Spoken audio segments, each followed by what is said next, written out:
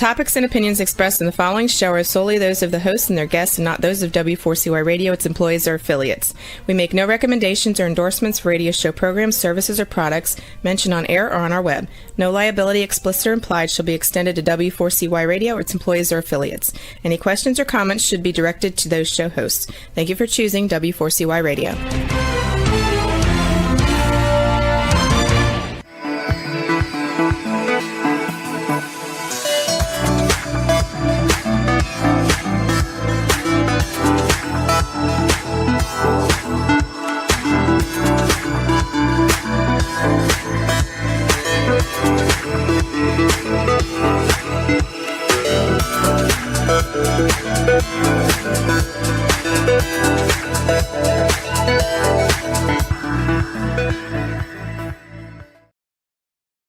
Hello and welcome to It's Your Voice, the show that hosts enriching conversations in diversity, which sometimes includes talking about the world, environment, climate, which today's show will be enormously educational on. I've learned so much from our guest already in just a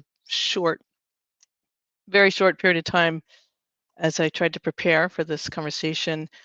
Before I introduce Richard Hughes, who will be our guest today, I wanted to just mention, if people are interested in seeing programs I offer as a trainer, a coach, a diversity educator, you can find my programs, some of them. There's always more, and I can always tailor them for organizations or individuals on my website, which is knowwhatyouwantcoaching.wordpress.com. So the title of today's show is The Health of the Planet Matters. And our guest is Richard Hughes, who you will hear me call Rick. Rick, thank you for coming. I really, really appreciate you taking the time and already just expanding my understanding of ecosystems and the connection between ecosystems health and human health.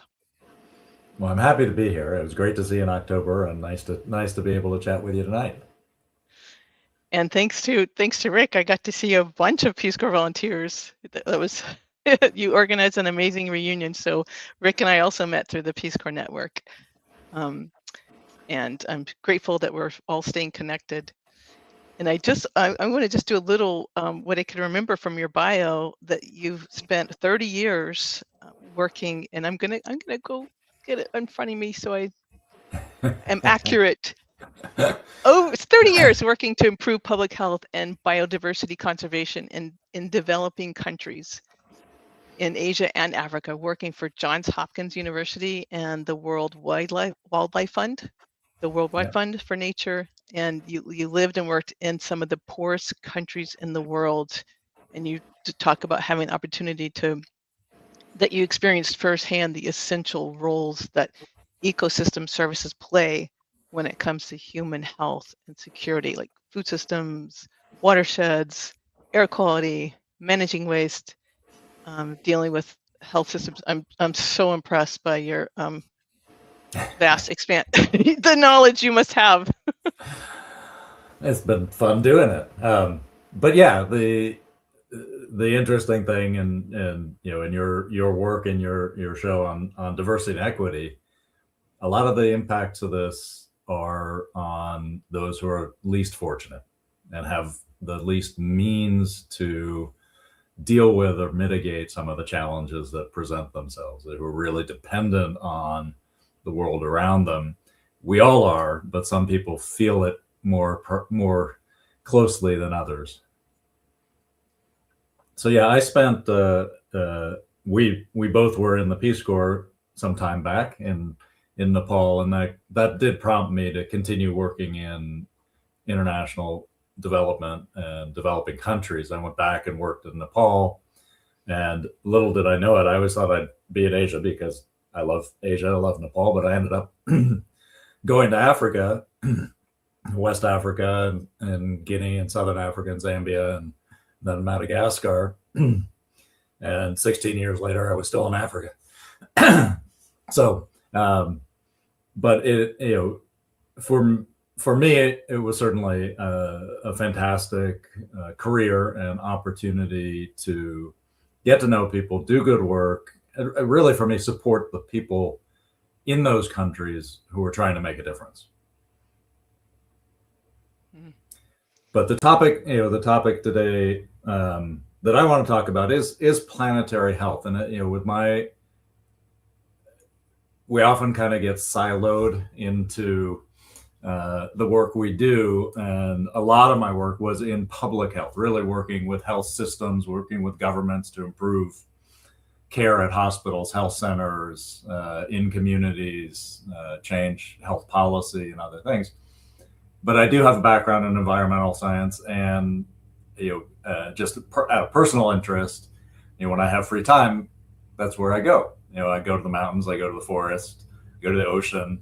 I enjoy the natural world, and I had the opportunity to kind of make a transition to conservation and run the WWF program for the West Indian Ocean. Living in Madagascar, and it's just fascinating. I mean, it's such a unique place with such great biodiversity. But one of the questions I often get asked is what country do you like the most? I can't tell you. I like them all, and a lot of it has to do with the people, but also the environment, the conditions, the work. But planetary health it's trying to get at the bigger picture, at where we are now, and understanding that human health and civilization, really, we depend on the health of the Earth's systems, and we're not taking care of them. We're over exploiting, overusing, and we're at a point where technological solutions aren't necessarily going to be able to correct us. We've got to make some real hard choices, like policy wise, and human practice habit wise. At every level, really. We have to start taking a hard look. I'm a parent. I've got kids. I think about what their future is. I'm sure a lot of your viewers and listeners, do the same. And I'm optimistic in the sense that I have a lot of faith in humanity and the humanity of the next generation. I recognize we have not set them up well for success, and there's a price to be paid for decisions that we've made, our parents made, and the growth. But the Earth as a natural system, like anything else, it's not a bottomless pit. It has a finite resources. It has the air, the water, the minerals, and it's a tremendously complex, interdependent system. And I think that's something that people have trouble often have trouble really understanding. And people who are what I would say more pro-growth and not too interested in the environment. I often get questions of what does it matter to me if there's a particular frog in the Andes that lives or dies? How does that affect my life?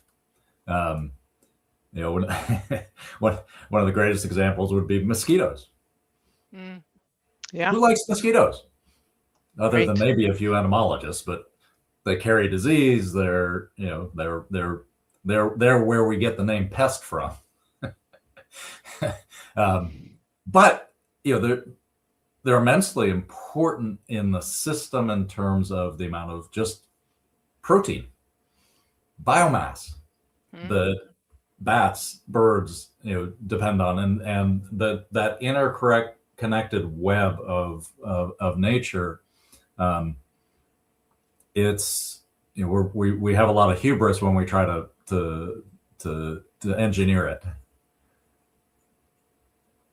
I love that interconnected web of nature. And you also said earlier the interdependence. And it's funny because when you say like human life depends on the health of the planet, on one level it's like, well, of course, that's so simple. But on another level it's like, oh my gosh, how much it's what's in our education in the West, in North America, to in the U.S. part, I was educated a little bit in North Africa, but mostly in the U.S. That was not brought to my awareness in my public education years or in my college years.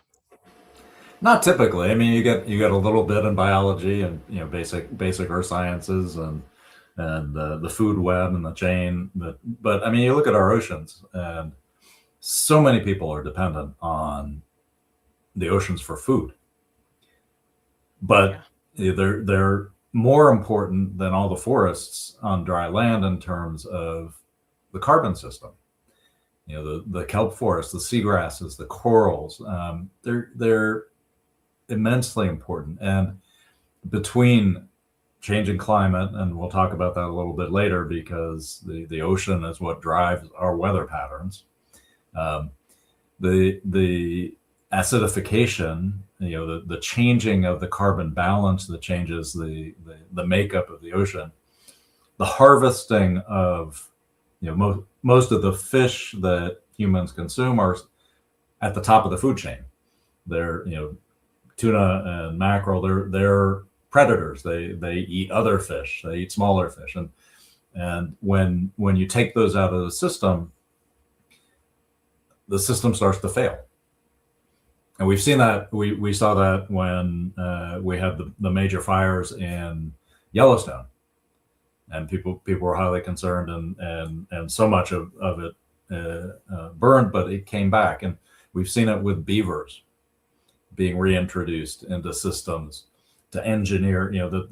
They're such great engineers in terms of changing the landscape in a positive way for so many other types of species.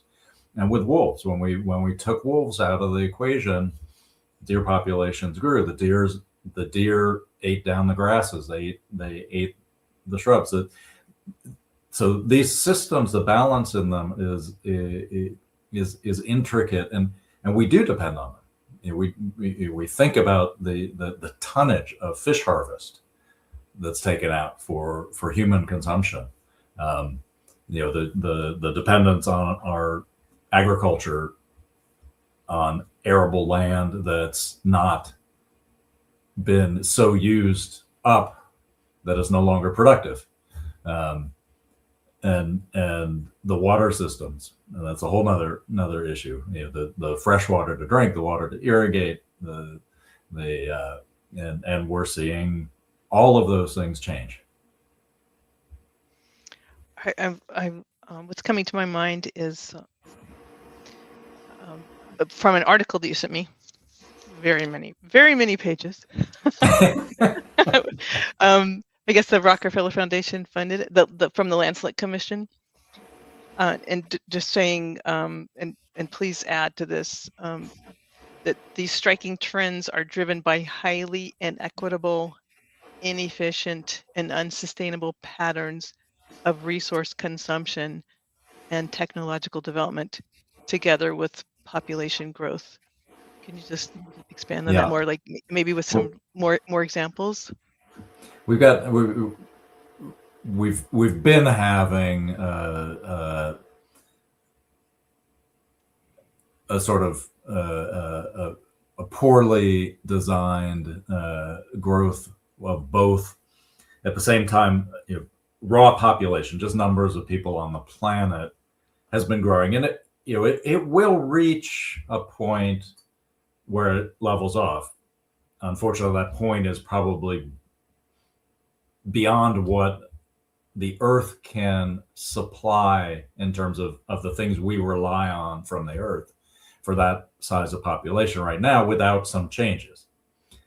At the same time, each individual is consuming more.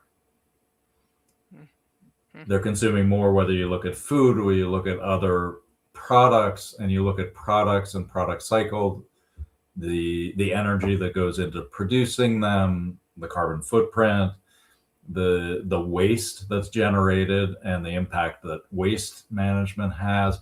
So that consumption combined with population growth, at the end of the day, you've got exponential growth in the utilization of the planet and the utilization of natural resources that's more than just the population growth.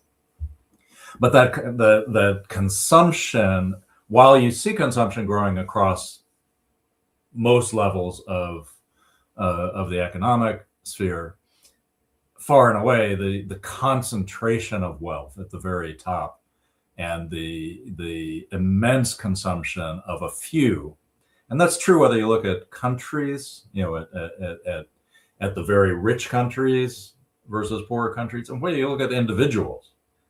And the real concentration of wealth in individuals or corporations, you're seeing the same thing, where this wealth accumulation and consumption that's so far beyond sustainable. It's so far beyond what's needed, in my opinion, for a healthy and happy life. That level of inequity, it's exacerbating the problems. I'm not sure that it's the cause of the problem, but it certainly makes it worse, and the, as I said before, the impacts are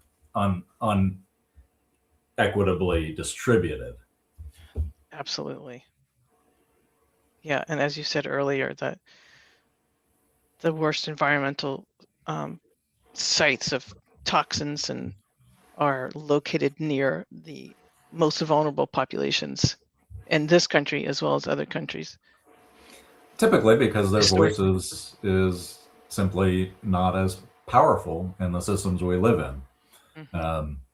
And so their ability to shape those decisions is compromised. I just want to let the listeners and viewers know Rick is definitely going to talk about what we could do about a hopeful perspective and things we can do. But there's a couple more things I want to at least kind of flesh out a little bit more that I've learned from Rick. So one is the contradiction between, or apparent contradiction, there's probably a better word, of human health. I don't know if this is since the funding for USAID and has been abruptly stopped for the time being. Let's pray, I say. You mentioned to me earlier, human health has gotten better over time. The deterioration of the earth has increasingly gotten worse. Can you say more about that? Yeah, we're again, the climate is part of it, but other issues equally. Are in a position potentially to roll back some of the gains in human health and life expectancy and quality of life at many different levels, and it will certainly be inequitably distributed at the beginning, and the poorest, those with least resources and most dependent on natural systems, are most vulnerable. Tragic. The food production, fresh water, just temperature. You look at maternal health, child health. There's a lot of research going on, but small changes in the ambient temperature where people live have an impact on survival. And so hard-fought gains may get rolled back. Diseases that are transmitted by mosquitoes, other vectors that transmit disease between people, their patterns are changing. They're changing again for many of the same reasons, whether it's changing in climate, desertification, changes in water systems. So mosquito populations, types of mosquitoes will move, and we'll see them. Waterborne diseases, same thing. Floods, cyclones that disrupt water systems, disrupt sanitary systems. They then will have consequences on health of those populations.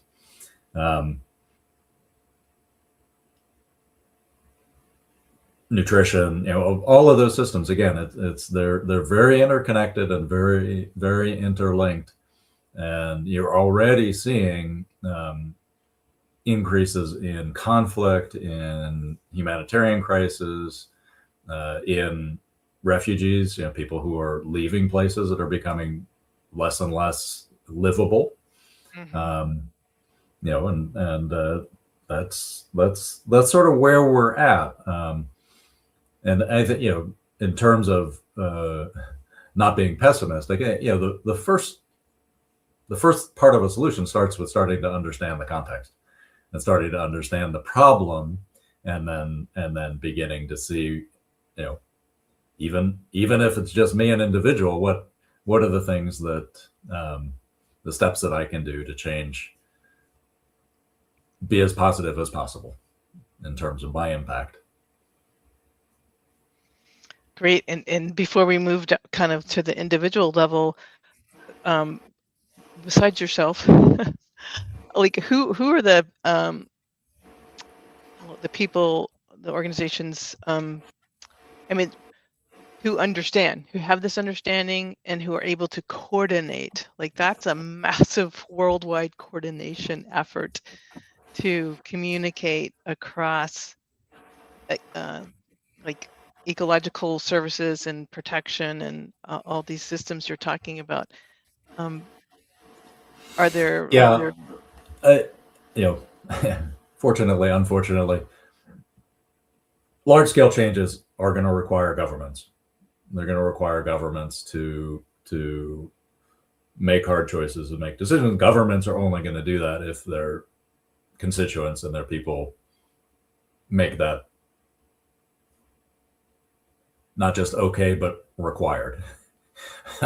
So it will end up coming back to people. The United Nations organizations, they're like USA, they're under stress. The US was a major funder, has withdrawn a fair bit of funding, but many other countries are fully engaged and support them. So the UN agencies, the United Nations Development Program, UNDP, the Health Organization, the World Health Organization, these organizations are large conveners.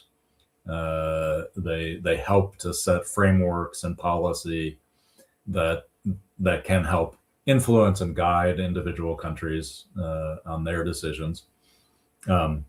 We are seeing, we're seeing transition in energy production in many places, and that includes some of the poorest countries in the world, partly because it just makes sense. It's finally getting to a point where it makes economic sense. And other types of local solutions, microgrid, smaller scale production, but big changes will rely on governments. Governments are going to have to be pushed to make some of these decisions. We've seen it time and again when you look at the climate conferences and other things, where the biodiversity conferences, where we rarely meet the expectations of what could, or some would say what must be done. There are a lot of universities. So the Rockefeller Foundation and the Lancet series, it was about 10 years ago, kind of started this push for a bigger vision of planetary health. This idea that we can't keep focusing on the silo of just trying to work on just human civilization without seeing what are all the interdependencies there, and as we see greater population coming into closer contact with wild animal populations because of expansion, again, consumption. So each person living on a larger plot of land, there's less land, you end up in closer proximity to animals, and you have greater opportunities for diseases that are common in the wild animal populations to transmit to humans. And you see this in really serious diseases in Ebola. You've got avian influenza. You've got a variety of zoonotic, animal based diseases that transfer to humans and create human health problems. You've got pandemic diseases of various types, which may or may not have had animal origins, but become a major issue in human populations. And so, all of these different bodies need to come together. The planetary health movement does have some foothold in some of the major universities. And universities are nice in a sense because big universities are multidisciplinary.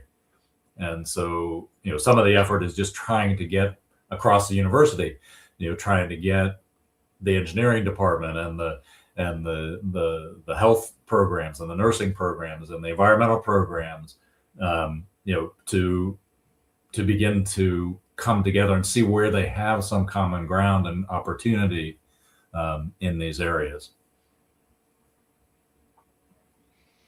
Yeah, that's a very logical place, universities, to just like talk across. But there's globally there are hundreds of organizations. The Planetary Health Alliance is one sort of umbrella group that sort of grew out of that Rockefeller Lancet work, and it works now. I think it's across 80 countries or so.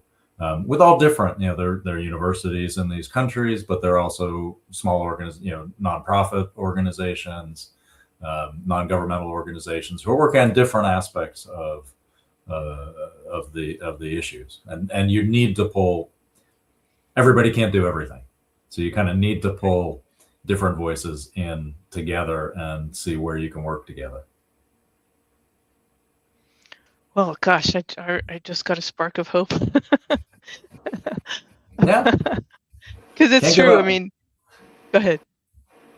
Can't give up. No, there's yeah. There's a lot of human ingenuity. And I think when you get certainly down to individual level, community level, there's a lot of opportunity for people to pull together. And I think we need to push that envelope and exploit that in a sense, and get back to a greater sense of commonality and perhaps a little bit less individual. Yes, particularly in the West, as they say. I was thinking about earlier how just the quality of empathy, when it's lacking in leadership or lacking in government policies,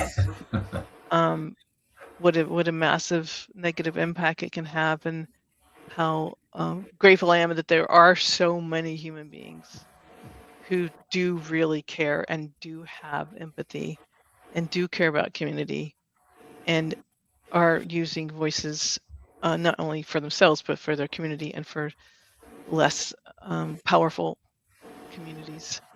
So I appreciate what you're saying about people are ingenuitive, resourceful, and curious, and really don't want to give up.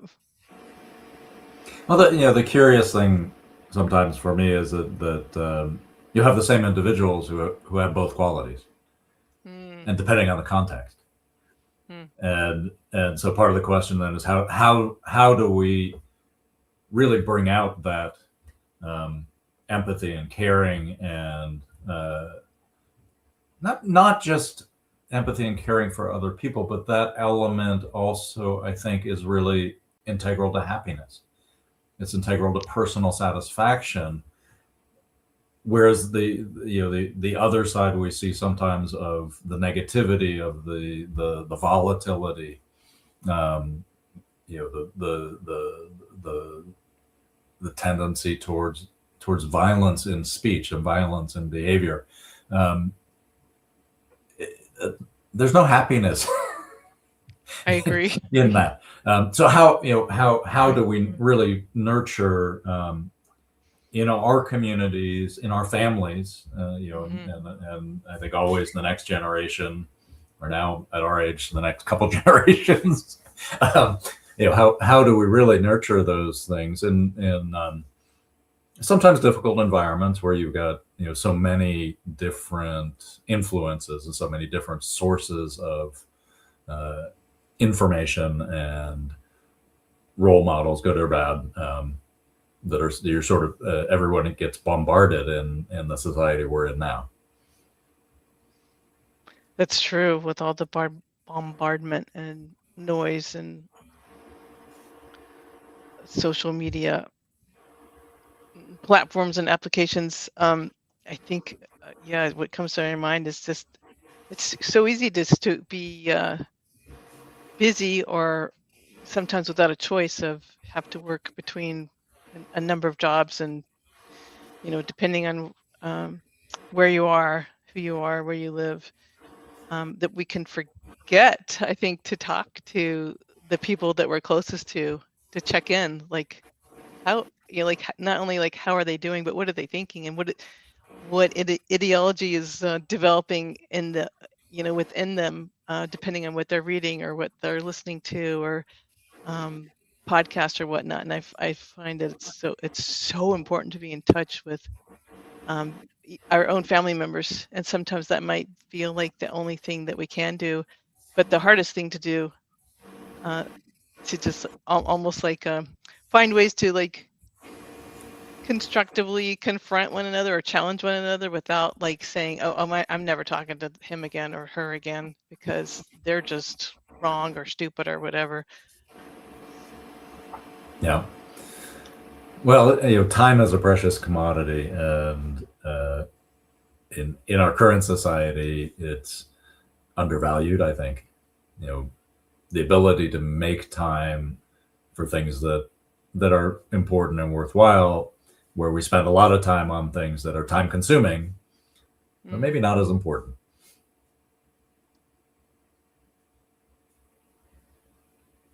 Right. So then you can actually just like be together.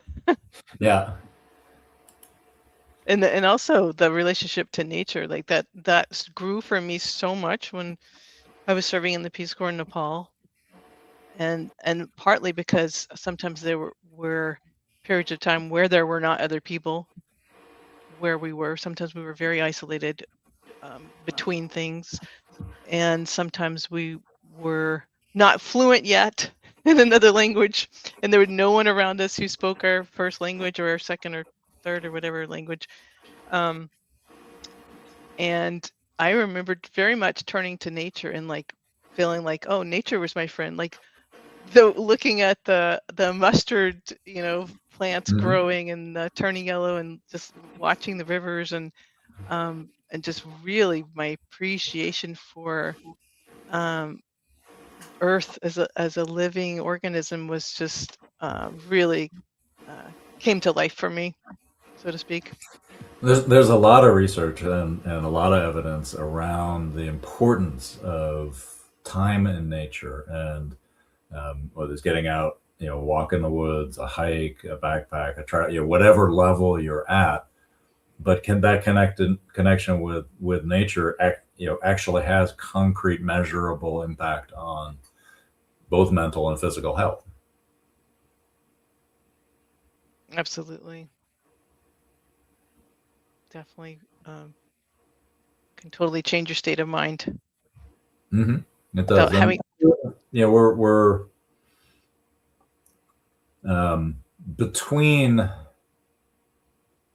biodiversity loss and the parallel impacts of climate change. We're really at a crossroads where we need to pay attention. We talked a little bit earlier about the sort of intricate interdependence of natural systems and how important they are, and we see that think people are familiar with the thought or the idea that forests are important from a carbon capture standpoint for climate change. But for those forests to be healthy, they've got to have a certain level of biodiversity, and they have, both in plant and animal structure, they have to have a certain size, because you can't have the biodiversity without that size and connectiveness. So little parcels here and there don't function the same way that a large natural forest does. And we're losing, there are some areas where there's some gains and some increases. There have been some regain, and there's a whole movement of rewilding, which is, I think, a really important, really valuable movement. In Europe and other places, even the U.S., there's been some growth, but then you also see the pressure to go the other direction, the pressure to open up lands for more drilling, more extraction, more grazing, and we got to figure out, how do we put the priority on the things that are essential, really, to the functioning of the planet. You look at the Amazon rainforest, whether it's whichever country you're talking to, okay, we need to save the Amazon. Okay, everybody benefits from it. Everybody. So why do those countries only have to take action to preserve it? How do all the other countries contribute to recognizing and rewarding the value of that to everyone? Ocean systems, similarly, we're losing coral reefs. We lose coral reefs. They're such a harbor for fish that are essential to the whole fish chain. If we really start to lose those, the whole food web is at jeopardy. All of the food that's taken out of the ocean is potentially problematic. How do we get balance back? We saw the cod fisheries in the North Atlantic collapse from overfishing. Yeah. And it took a long time, and they've managed to rebuild that to a certain extent to be a healthier and now again productive fishery with management. But it was a great example of you got to get those blinders off, and we've got to value the conservation side, not just the consumption side. Our product cycles are the same thing. We don't, nobody builds in the cost of recycling or disposing of a plastic bottle. We rent out our house sometimes, and I plead with everybody, because so often the first thing that somebody comes in, they plunk down a case of bottled water on the counter. They've gotten to the point where they think that that's safer than tap water. It's actually less regulated. It's less, and the consequences are of that plastic, of manufacturing that plastic, of moving it around. There's so many negatives there, but I see people who are essentially sort of been conditioned to, got to have that bottle of water. Yeah, it's really astounding how long it takes for a message to get across, like a community, a state, a nation, a country. Actually, I can't remember. Go ahead. We've been able to do it, but it's taken some concerted effort. One of the great ones in the U.S. was the work on cutting back on smoking. True. Concerted effort led by people at the CDC, with not complete success in terms of not wiping it out, but completely transforming our society from one where everybody smoked to one where smoking was the exception.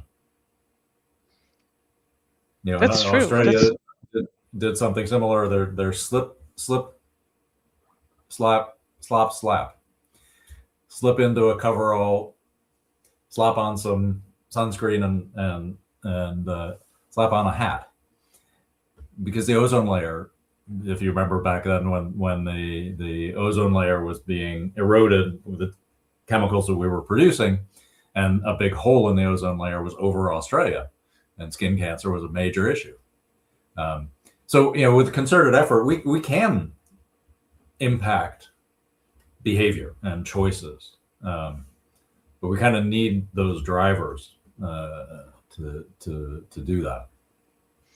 That reminds me of Mothers Against Drunk Driving, another very powerful campaign that has statistically reduced drunk driving accidents and deaths. And remember, there weren't seatbelts. Remember when Well, you give people tickets, and guess what? I mean, some of these campaigns are really about trying to change behavior through influencing people. Others are just, don't do it, we'll fine you. And guess what? Yeah. People did it. Yeah. And I'm forgetting the name of the organization, but I have a neighbor here who's very much helped create law and lobby for laws that do require companies that produce things to, in their design, make them more durable and more recyclable and less like plastic forever stuff. So there are some, that's another organization I think that's very helpful. And I'm sorry, I can't think of the name of it right now. Okay.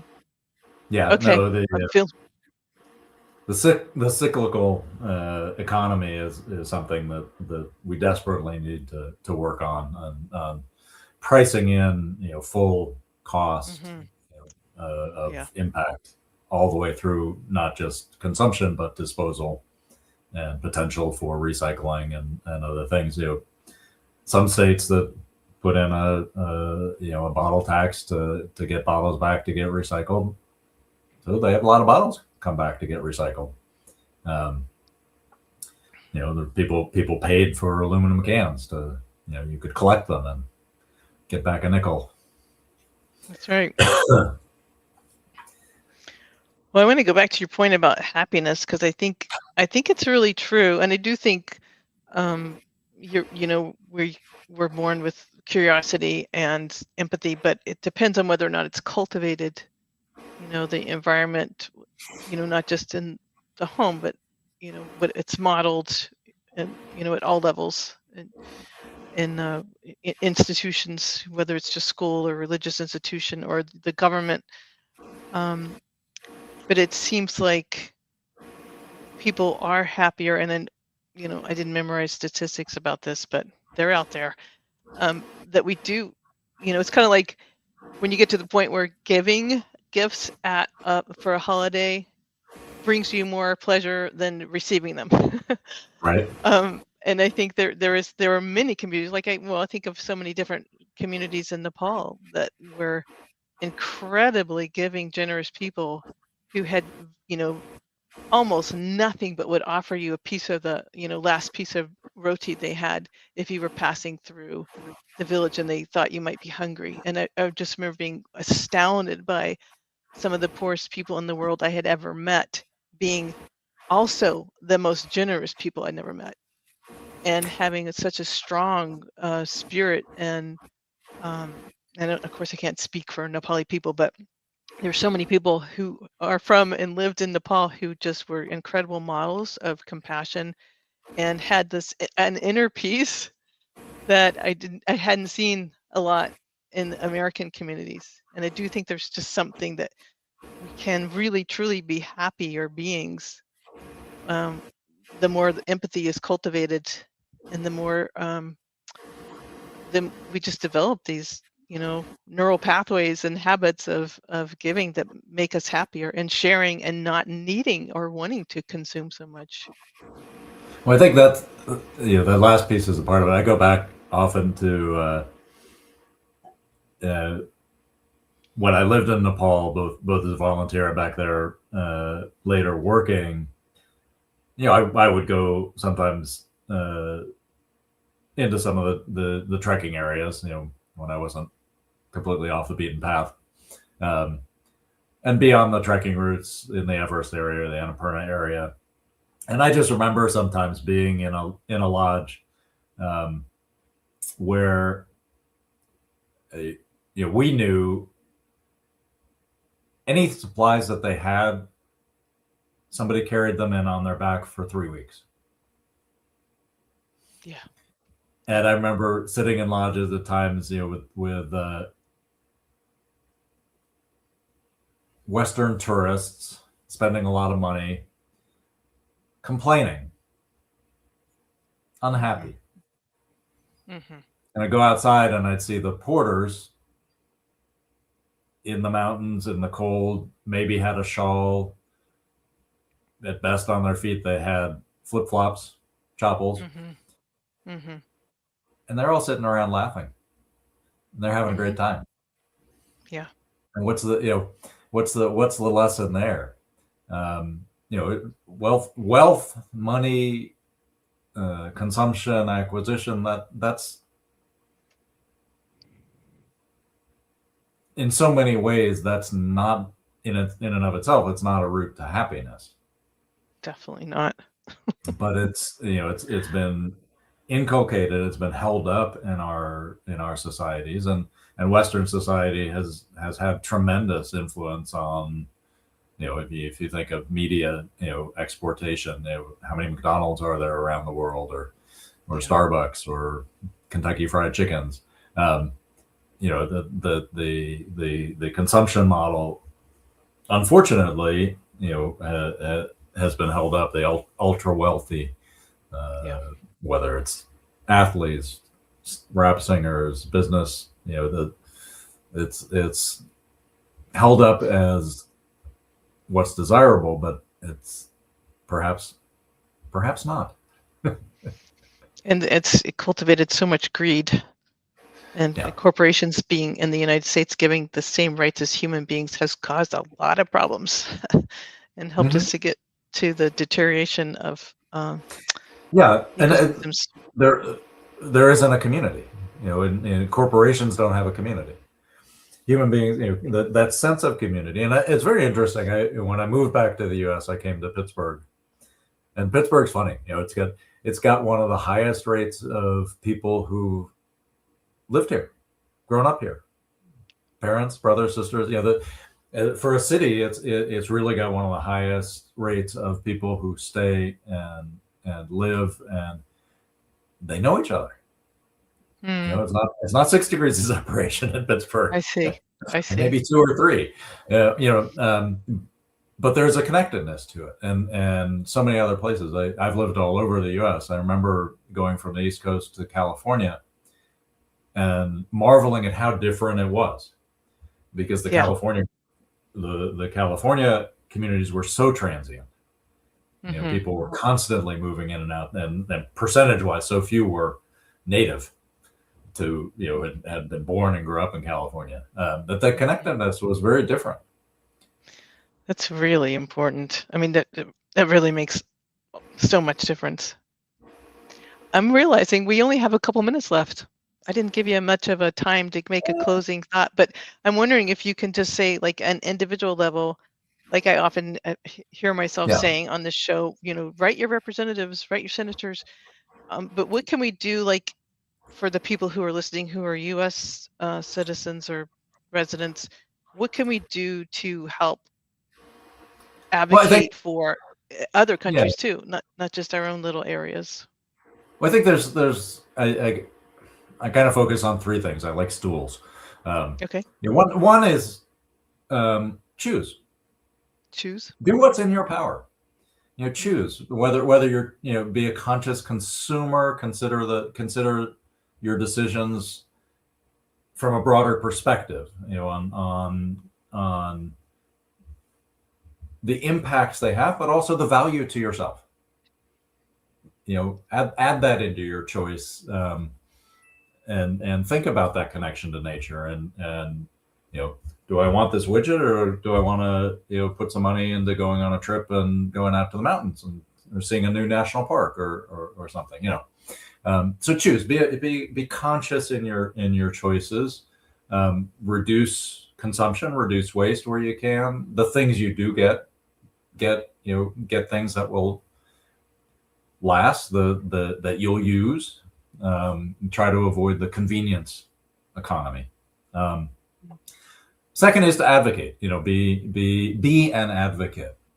We all have political representatives at every level. I'm a township council member here. We work with the town, with the county, with the state, with the national government. Contact your representatives. Call them, write them, make sure they hear your voice. They all have constituent offices. They all have ways to contact them. Challenge the status quo where it needs to be challenged. Don't just go along. Stand up. Be heard. Find similar organizations. Find similar people of similar mindset, and support organizations that are doing that kind of work. I mean, as individuals, there's so far we can go, but there are a lot of organizations out there who work to bring voices together, to amplify those voices. So look for organizations that are advocating for things you believe in, and support them. And the last thing is sort of educate. Educate yourself. Be a constant learner, and if anything in this has triggered questions, dig in a little bit. There's a lot out there, whether it's on population growth and consumption, or on ocean acidification, or the overfishing, or climate change, or habitat destruction. There's all sorts of stuff on human health. Dig in, educate yourself, learn a bit. Don't rely on someone else to feed you the information, but be a role model, and educate. And engage people around you in different forums, and talk to them, family, children, colleagues, friends. Speak up. We got one life. Great. Speak up. We got one life. Rick Hughes, thank you so much. This was a really, really helpful conversation, and ultimately hopeful. I really, really appreciate your time and sharing your knowledge. I'm so happy to be here. Thanks, Bahia. You're welcome. And a thank you to the listeners and viewers, and to our engineer Rebel, and to our producer Dean. And tune in next Wednesday at 8 p.m. Eastern Time to It's Your Voice on W4CY.com or Talk4TV. And may we all have enriching conversations in diversity and increase awareness. Thank you.